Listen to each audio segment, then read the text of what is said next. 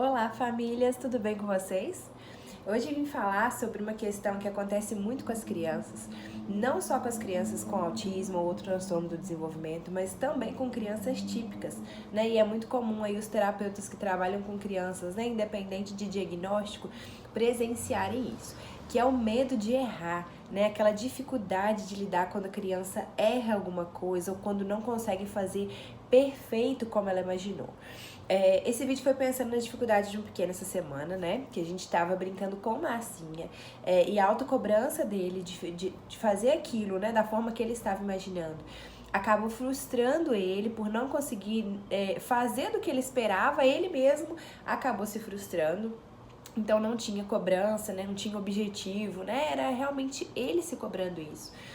E pensando também em várias situações que às vezes eu vivencio com o Ícaro, né? Então é muito importante, assim, isso que assim, são dois exemplos, né? De várias crianças que isso acontece no consultório. Mas é muito importante a gente, em primeiro, entender, né, que assim, tem uma parcela nossa dos pais nisso, mesmo que a gente não faça de forma intencional, né? Então eu vou dar um exemplo do Ícaro. Às vezes, quando a gente começa a colorir com ele, que é uma coisa que eu e o Júnior gostamos, quando a gente começa, a gente quer ficar colorindo, ele percebe que aquilo ali tá diferente do dele, né? Obviamente que ele é uma criança de 4 anos, ele não tem a coordenação ainda preparada para isso, né? Então, assim, o dele, o que fizer pra gente tá lindo.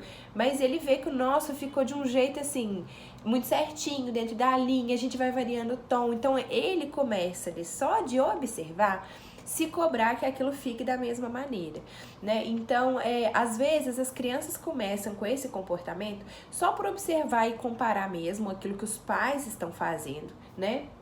Ou pessoas maiores também aí, crianças maiores, então vai comparando com o próprio, né? Ou às vezes quando os pais têm muita correção daquilo que tá acontecendo, às vezes os pais ficam corrigindo demais, às vezes os pais ficam dando muito palpite no que a criança tá fazendo para que a criança consiga fazer perfeito, né? Então, um exemplo, às vezes a gente não colore junto, né? Mas aí ele tá colorindo, aí a gente vai ficar, não, mas tenta fazer dentro da linha, tenta fazer assim, assado, segura mais forte, segura mais devagar, você errou, saiu da linha, né? Às vezes o fato dos pais ficarem corrigindo muito durante a atividade que era para ser prazerosa, também faz com que a criança comece a se cobrar daquilo ser perfeito, né? Então, assim, são várias as situações, e eu falo que os pais, às vezes, não fazem por mal também, né? Às vezes os pais tiveram um desenvolvimento que foi cobrado muito isso, né? De acertar, não só acertar desenhos e acertar brincadeiras, né? Acertar em jogos, mas acertar comportamentos o tempo inteiro. Então, às vezes, a gente cobra tanto da criança para que ela faça tudo certo, que ela seja muito educada, né? Para que ela não faça nada de errado. E a criança vai desenvolvendo aquela autocobrança, né? De que eu não posso errar, eu não posso fazer uma coisa errada, eu não posso fazer isso, seja em jogos, em brincadeiras, seja em convivência com outras crianças. Então é muito importante sempre aí os pais ficarem atentos, né? Se a criança apresenta esse comportamento, não estou falando que 100% das vezes é culpa dos pais, né?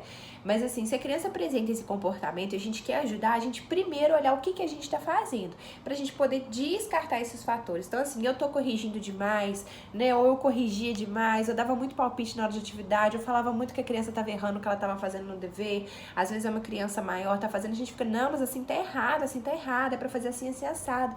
E a gente quer tanto que a criança acerte, ela vá bem na escola, que por vezes a gente atrapalha ela desenvolver essa tolerância com errar, né? Porque a gente tá cobrando muito isso. Então, a gente quer que a criança tenha essa tolerância, mas a gente acaba não tendo essa tolerância.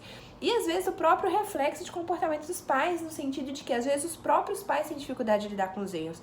Então, às vezes, os pais erram e se a criança vê que os pais estão errando em alguma coisa em casa, os pais ficando super nervosos, né? Então, às vezes, o pai errou uma receita, né? Vamos supor, tem alguém na cozinha, errou e a pessoa fica super desestruturada com aquilo, por conta, né, desse desenvolvimento que ela teve com muita cobrança, ou às vezes ela errou ali na hora de fazer uma vaga e vai ficando super nervosa. Qualquer coisa que a gente vai demonstrando para a criança no dia a dia que a gente tem dificuldade de lidar com quando a gente erra, né, a gente também pode impactar isso na criança, porque a criança ela vai observando o que está acontecendo e principalmente as nossas ações.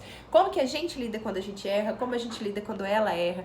Como que a gente lida quando outra pessoa tá errando, né? Então, às vezes a criança acaba presenciando aí também discussões do casal a respeito disso, de alguém que errou em alguma coisa, né? Então, tudo isso também pode impactar na criança. Então, o primeiro passo, se o seu filho tem essa dificuldade, é olhar pra gente, né? Pros adultos, o que a gente tá mostrando, o que a gente tá fazendo nos momentos que a gente erra e como que a gente pode estar impactando nisso na hora que a criança erra também.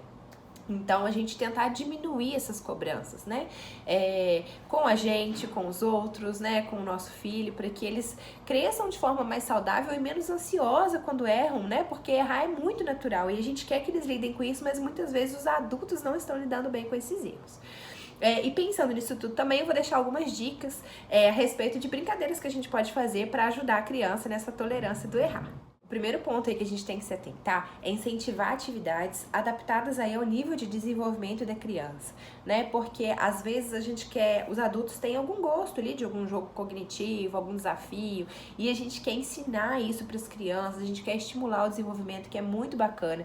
Mas se a gente coloca uma coisa que a criança ainda não dá conta de fazer, aquilo vai ser muito frustrante para ela, né? Então isso é muito importante a gente pensar, porque às vezes a gente quer estimular de uma maneira, mas a gente coloca uma coisa tão acima do que a criança dá conta, e aí ela vai se cobrar, a gente vai tentar ajudar ela a conseguir fazer aquilo, né? Porque a gente quer ensinar alguma coisa, e nesse momento a criança acabar se frustrando mais, porque tá uma coisa muito além do que ela consegue. Então pensar atividades aí adaptadas ao nível da criança. Uma outra brincadeira muito legal que os pais podem fazer, não tem aquelas brincadeiras que a gente pode fazer de esconder as coisas, né? Na casa e brincar de quente e frio, né? A gente pode fazer isso com acertou e errou, para a criança ter ali o cérebro processando a palavrinha de errar em momentos divertidos, que não se refere a necessariamente um erro, né? E uma brincadeira que a criança já conhece, que seja fácil, mas para que o cérebro vá processando a palavrinha do erro ali de forma interessante. Então, a gente pode esconder um objeto e a gente vai fazer, em vez de quente e frio, a gente vai fazer errou, errou, errou, tá indo pro lado certo, acertou, e foi pro lado errado, errou de novo. E a gente fazendo isso numa brincadeira para que a criança ganhe tolerância com essas palavrinhas. Outra coisa muito importante é a gente mostrar os nossos erros para a criança de forma engraçada, né? Porque o que eu falei, às vezes os próprios pais têm tanta dificuldade de lidar com o próprio erro e querem cobrar que a criança tenha tolerância quando ela erra. Então a gente mostrar quando a gente erra também, tipo, nossa, olha o que eu fiz, que coisa errada, nossa, que cagada que eu fiz aqui agora, olha só, sujei a cozinha toda, deixei o ovo cair, né? Coisas do dia a dia, mostrando para a criança que tá tudo bem, né? Porque isso é o exemplo. Às vezes a gente deixa um ovo cair, a gente fica super estressado. Nossa, vou ter que limpar, vou ter que fazer isso, né? E a gente já vai se cobrando ali, e a criança vai vendo, opa, né? Errou, olha a reação, né? Então, assim, a gente demonstrar isso no dia a dia pra criança quando a gente erra de forma engraçada, ou seja, os próprios adultos terem tolerância com os seus erros, né? Então, a gente vai fazer uma pintura. Pra que vai fazer aquela pintura maravilhosa, né? Vamos dar um rabisco no negócio pra criança achar engraçado, né? Falando, nossa, filho, olha o que eu fiz, eu risquei tudo aqui sem querer, né? E continua a brincadeira que tá tudo bem se teve um risco no meio do desenho que era pra ficar lindo, mas mostrar como que essas coisas podem ser engraçadas. Outra coisa que pode fazer com a criança é brincar de inventar um monstro mais esquisito, um monstro mais estranho, seja de massinha, seja de papel, de colagem, de colorido, né, de tinta. Tentar fazer um desafio de que algo fique muito estranho, para que a criança associe esses momentos a coisas legais, né, e não que fique ali achando que tem que ficar tudo lindo, maravilhoso, perfeito o tempo inteiro. E o monstro, gente, não é pra você fazer também aquele monstro lindo de desenho da Disney, com olhos, né, não é pra fazer nada disso, é pra fazer aquela coisa que tem nada a ver, né, que fica aquela coisa bem esquisita mesmo, que não tem olho, né, mas é pra criança entender que não precisa ficar perfeito, né, pra criança ir trabalhando essa tolerância, né, de quando não tá maravilhoso aquilo ali, que tá tudo bem, que pode ser divertido também.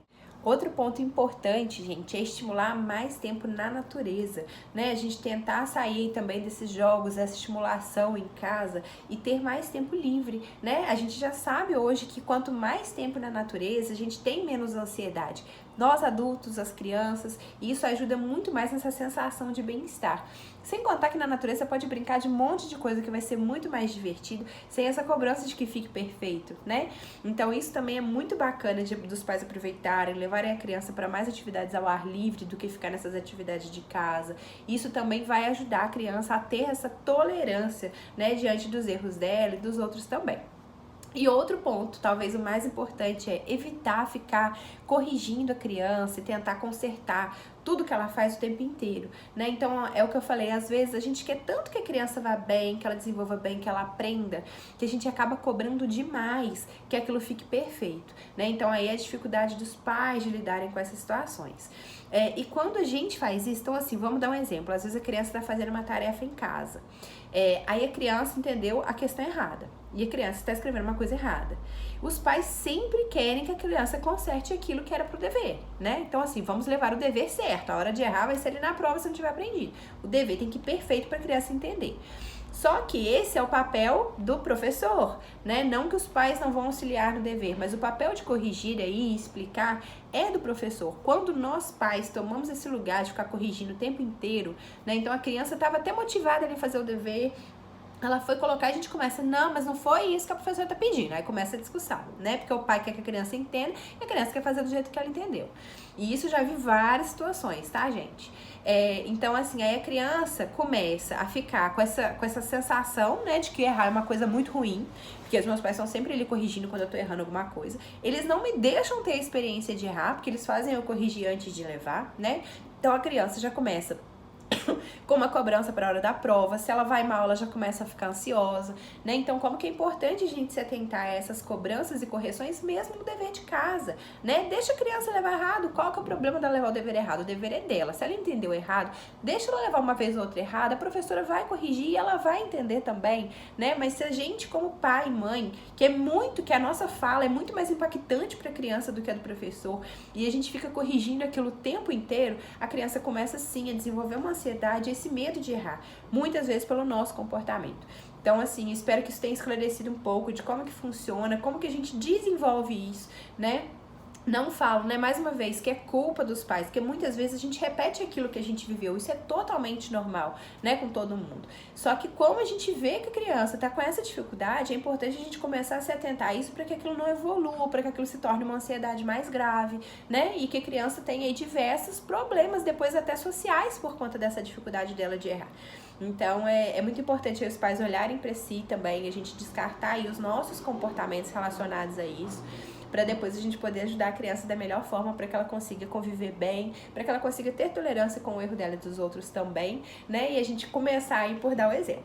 Espero que tenham gostado do vídeo. Tchau, tchau!